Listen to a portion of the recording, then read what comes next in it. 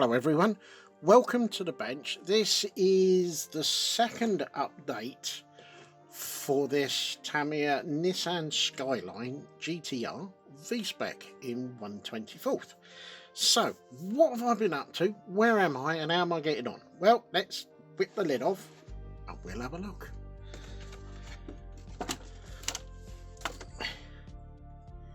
So, let's put that over there. It gives me a bit of space. Now I haven't got much further with the body shell, but I'm a lot happier with it now than I was in the other video. I've done some paintwork at the front around the lights and the lower spoiler. I've still yet to do a clear coat over the top and then do around the windows, the door handles and so on. But yeah, we are picked out a little bit of detail work at the rear and at the front, so it's moving along very nicely. Excuse me. Now the chassis, and that has come on in leaps and bounds. We are almost at the point where I can finish off the front assembly. I did a dry fit earlier on Sunday, they're just gone, and everything seemed to fit in place and it all looked rather good, but I just need to do a little bit of touch-up paintwork on the brake discs and the caliper housing, so there's a little bit more work to be done, but it is coming along very nicely.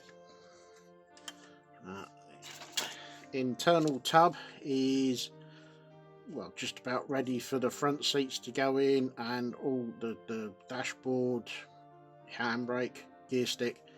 It's not far from being finished. The dashboard has come along a little bit more. The decal's gone in, and I've used a thin bit of cellophane. You know, when you buy a new mobile, or you get a new mobile, you get that tear off protective strip. That's what I've used in there. All I've done is put a bit of masking tape in there to make a template, and then cut it out and very carefully put some ordinary PVA glue just in the edges, just to hold it in place, just so you get that reflective plastic panel in front of the dials when you look at it, and that's it for the dashboard really. I haven't done anything with the clear parts yet.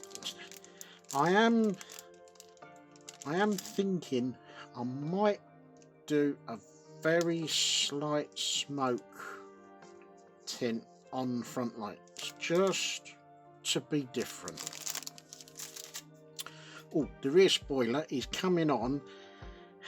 Yeah, it's a bit slow and a bit fiddly, but the carbon decal is going on, staying on where I want it to. I've got this beast to do. Got to do the trim work around here, and it's looking very nice. The bit that goes in, that's all done, trimmed up and ready to rock and roll in there. So yeah, I just need to spend a bit more time just finishing this off and yeah, just making it look right. I'm not putting anything on here because that will sit nicely in there, and I can use a little bit of PVA or something like that just to hold that in place. The carbon fibre decal against the purple, I think, is going to look rather nice. Yeah, I am liking that as a test fit. Yeah, nice. Right, what else? Now the wheels. He says as he grabs the wheels. I wasn't going to leave them. I was going to spray over some polished aluminium or white aluminium over the gloss black, but I've changed my mind. I think the gloss black is going to look rather nice against the purple.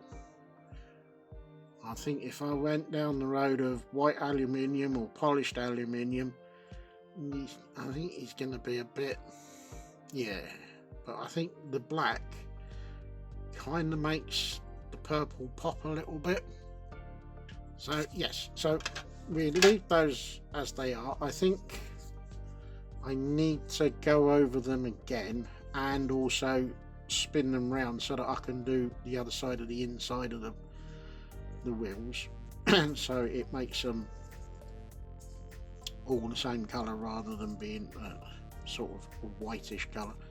But that's where the wheels are. The tyres, I've gone round with a sanding stick and got off the little seam line, and they're now looking slightly used, which is what I want.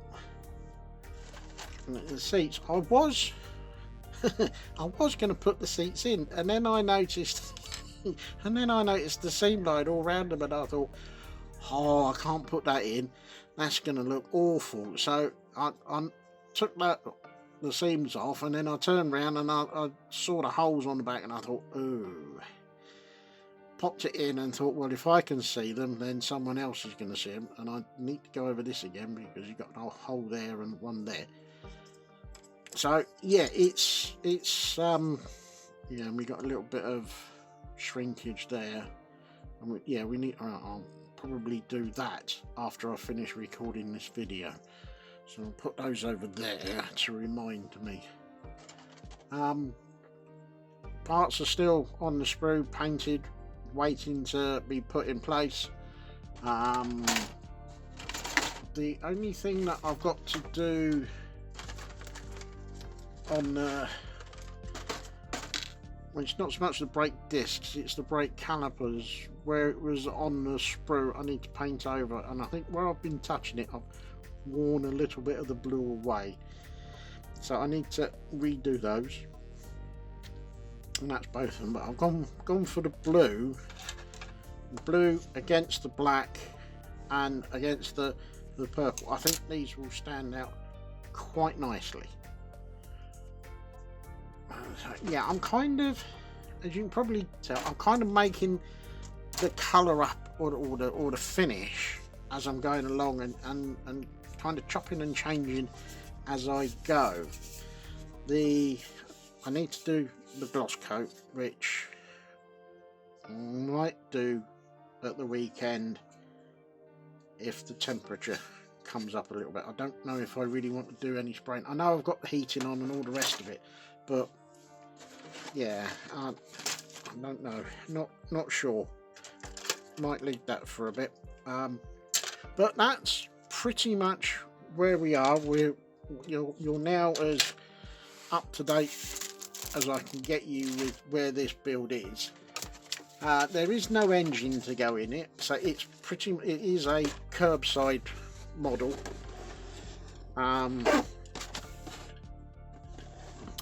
And yeah, thoroughly enjoyable, and totally recommend it if you've never built one.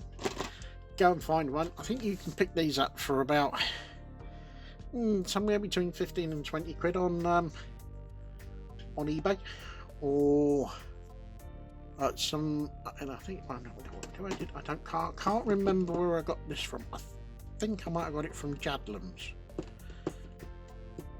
but I'm not sure. I can't remember. Anyway,